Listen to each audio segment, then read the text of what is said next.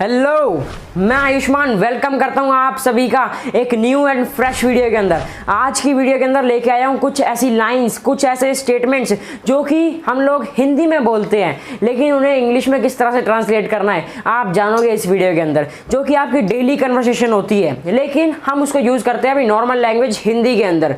आप बोलना चाहते हो इंग्लिश, आप सीखना चाहते हो इंग्लिश, बट आप उसको इंग्लिश में नहीं बोल पाते हो, आप उसको इंग्लिश में ट्रांसलेट नहीं कर पाते हो। इस वीडियो के अंदर आप जानेंगे कि किस तरह से आप उनको इंग्लिश के अंदर ट्रांसलेट कर सकते हो, प्लस सामने वाले से बात कर सकते हो, कन्वर्सेशन आप अपनी कर सकते हो इंग्लिश के अंदर।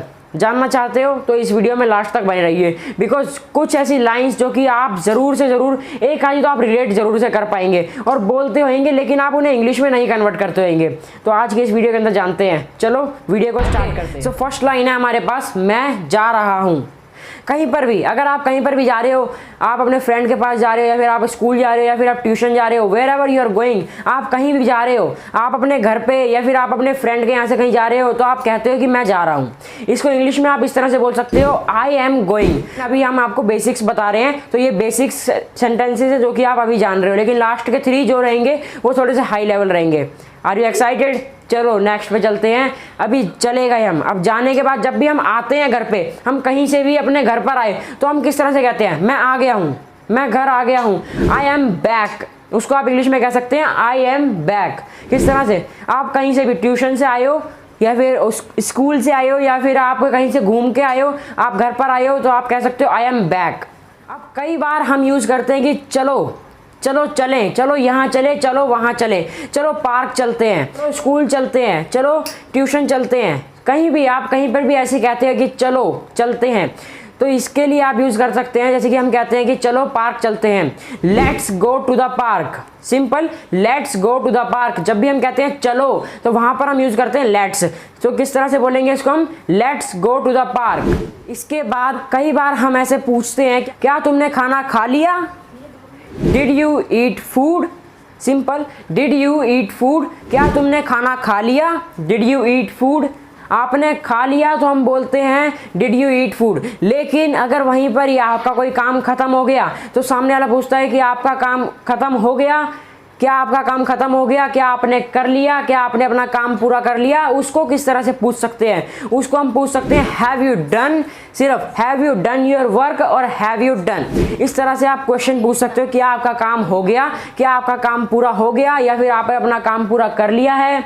इस तरह से आप इसको इंग्लिश में इस तरह से पूछ सकते हो, have you done your work. और अगर सामने वाला आपसे पूछ रहा है कि हैव यू डन, आप इसका रिप्लाई किस तरह से देंगे? आप इसका आंसर किस तरह से देंगे? अगर मान लो आपने खाना खा लिया है, सामने वाला पूछता है, आप इसका रिप्लाई देंगे yes I have done, yes I have eaten. आपने खा लिया है तो इसको बोलेंगे यस आई हैव ईटन। और अगर आपने कोई काम कर लिया है तो आप इसको बोलेंगे यस आई हैव डन, मतलब मेरा काम पूरा हो चुका है। अगर हो सके तो नोटबुक और पेन लेके बैठ जाइए और उसको नोट करते चलिए जो भी आपको इंपॉर्टेंट। कई बार ऐसा कहते हो अपने फ्रेंड से या अपने किसी फैमिली मेम्बर से, लाओ मुझे फ़ोन दो, या फिर लाओ मुझे पेन दो, या फिर लाओ मुझे नोटबुक दो, या फिर कुछ भी चीज़ आप मांगते हो इस तरह से कहते हो लाओ मुझे दो। तो उसको किस तरह से कह सकते हैं कि या फिर मुझको ये पेन दो, मुझको ये मोबाइल दो, मुझको ये बैग दो, आओ मुझे दो। इसको किस तरह से कहते हैं? Give me phone, give me notebook, give me bag, या फिर गिव मी माई टैबलेट। इस तरह से आप यूज़ करते हैं जब भी हम कहते हैं कि लाओ मुझे ये दो। कोई भी चीज़ हम किसी से मांगते हैं या फिर लाओ मुझे पेन दो तो गिव मी पेन। आप कहाँ थे? कोई आपसे पूछता है, आप मान लो कहीं से आए हो, आप ट्यूशन से आए हो या फिर आप स्कूल से आए हो और आपसे कोई पूछता है कि आप कहाँ थे, या फिर आप अपने स्कूल के लिए लेट हो जाते हो, या फिर आप ट्यूशन के लिए लेट हो जाते हो, या फिर आप किसी से पूछना चाहते हो कि आप कहाँ थे, तो आप इसको किस तरह से कह सकते हो? आप कहाँ थे या फिर तुम कहाँ थे। इसको इंग्लिश में आप किस तरह से पूछ सकते हो? Where were you. नाउ अगर आपको रिप्लाई देना है कि मैं पड़ोस में राम के पास था, मैं पड़ोस में राम के पास था, I was with Ram next door. Come on, I was with Ram's next door. हम जब भी कहते हैं कि हम किसी पड़ोस के पास थे, हम किसी पड़ोसी के पास थे, मैंने राम यूज करा इसलिए मैं राम बोल रहा हूँ। आप राम की जगह कुछ और नेम भी ले सकते हो। अब आप पूछते हो किसी से कि तुमने पार्क जाना कब से स्टार्ट कर दिया, तुमने पार्क जाना कब से शुरू कर दिया, या फिर तुमने खाना बनाना कब से शुरू कर दिया, या फिर तुमने बुक पढ़ना कब से शुरू कर दिया।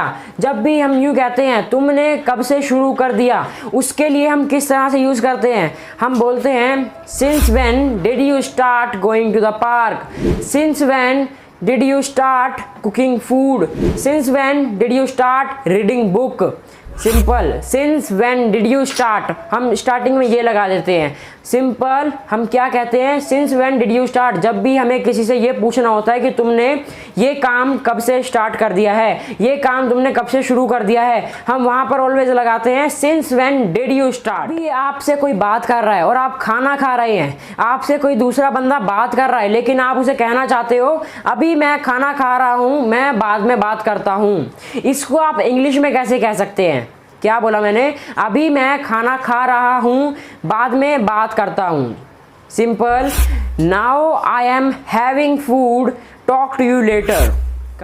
अब हम कई बार जब बाहर जाते हैं तो हम कहते हैं आज मौसम साफ है, या फिर आज बहुत गर्मी है, या फिर आज बहुत सर्दी है।